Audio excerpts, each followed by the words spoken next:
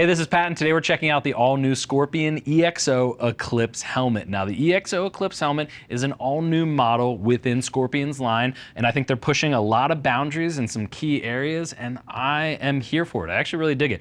I think this is a solid helmet, and I think one of the biggest call-outs right out of the gate that you can notice is that it's got this nice matte black overall styling with the accented red vents at both the front as well as at the rear. And as someone with a black and red motorcycle, I think they're just kind of speaking to me, so I might be a little biased, but I dig the overall look. Now, those red vents only stay with the two stock colors in matte black and black. It's not something that carries over into other colorways, but I like where Scorpion was going with the overall styling for something that is a solid sport to sport touring lid. So if you're someone that commutes, wants the luxury of a drop-down sun visor inside of their helmet with a little bit more of a sport aggressive look, the EXO Eclipse might just be the helmet for you. But before I get too long-winded, let's hit the quick facts right out of the gate. You are looking at $530. It's extra small to 3 extra large is the sizing, and they're using a 7-layer carbon shell main construction, and the carbon fiber they're actually using is made up of 12K carbon strands. So I really dig that they're actually taking the time to machine and manufacture a carbon shell with a little bit more thought instead of just laying the weaves out there. So I do dig that. It is 3 shell sizes across the entire range. You're looking at extra small to medium. Large is its own shell size, and then extra large up to 3 extra large is that last shell size. DOT and ECE 2206 rated when it comes to safety, and 3 pounds 7 ounces in a size large. Now, I will say for a helmet with a drop-down sun visor, that is a damn good weight. Usually when you add in a drop-down sun visor, that adds a lot of mechanisms on the inside as well as the trigger and the shield itself. It adds a lot of weight. So 3 pounds 7 ounces is exactly where I would want a helmet with a drop-down sun visor, especially, like I said, that sporty look, that hawksbill shape to stay away from your collarbones, or just to get into the more aggressive full tuck riding position.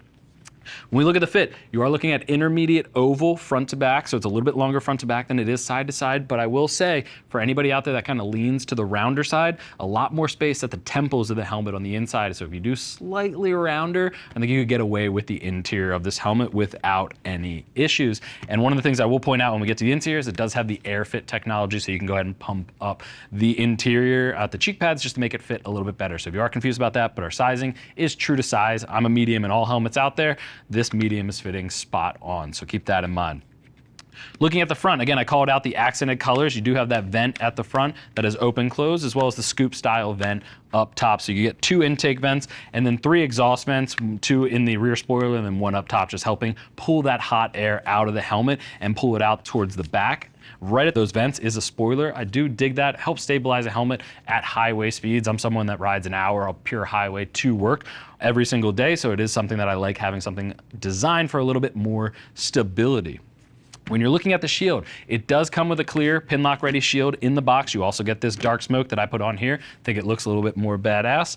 But you do also get a clear on there if you're someone that doesn't like running a drop down with the dark smoke. I ride east in the morning and west at night, so I'm riding into the sun both ways on my commute. So I actually usually tend to go with the dark smoke exterior as well as the dark smoke drop down sun visor and carry a clear shield just in case I need it. So I dig that Scorpion's including that at that $530 price point.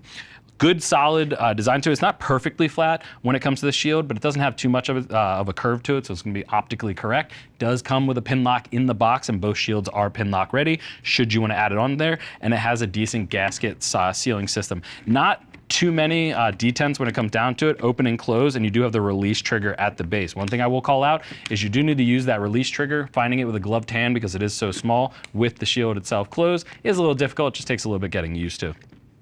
One thing I want to call out, on the left-hand side, you have the mechanism for that drop-down sun visor. A really cool thing that we're seeing Scorpion add into this. We've seen it from other brands like HJC as well. They're adding in a stopper here, so you can actually slide this up and it'll stop the shield from going all the way down. You can see it has a little bit extra space there, and it turns into a 70mm long drop-down sun visor. If you unclick it and run it in the full down position, you're getting about 80mm. I tend to run with the 80mm, but if you run glasses or if you're just struggling with the bridge of your nose, you do have that customization. I think that's really cool and really thinking about the customers out there. If you don't run the drop-down smoke visor, these are eyeglass-friendly interior imports or ports, so you can add prescription glasses should you want.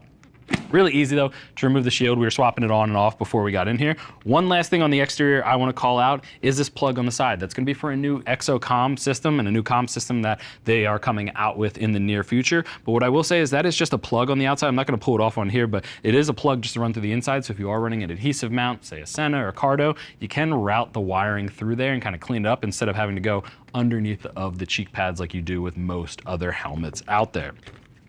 Getting into the interior, I'm going to actually open up the shield just to make it a little bit easier for me. It is a standard double D-ring closure system to the helmet, so no real frills there. You do have a removable cheek pad with the emergency release pull tab.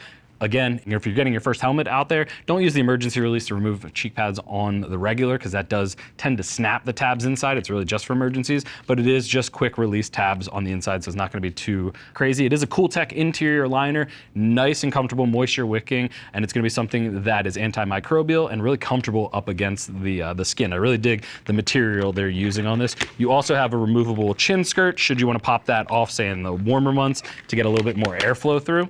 I'll get that last cheek pad out there. And you do have the button to inflate that bladder system. That's gonna go ahead and add air inside of it, pump it behind the cheek pads, pumping the cheek pads into your face. And then there is a release valve right next to it that you can go ahead and, if I find it on here, you can go ahead and press and release that air just to get the right fit on the interior. You do have speaker pockets, come with plates on the inside you can remove. I will say 45mm speakers are gonna be a struggle with that size. You're probably better off with the 40mm that tend to come stock with all brands out there. But again, these are designed for Scorpion's EXO comm system in there. So I'll go ahead and remove the top liner in here. Snaps at the back as well as a brow mount. One really cool feature about the fitment is they do have Velcro at the back of the top liner, so you can go ahead and customize the fit, really pull the top of the helmet down and the top liner down, really customize it up against your head, or add more space should you need it. That is a very clever design on getting a top liner to fit without having to replace it.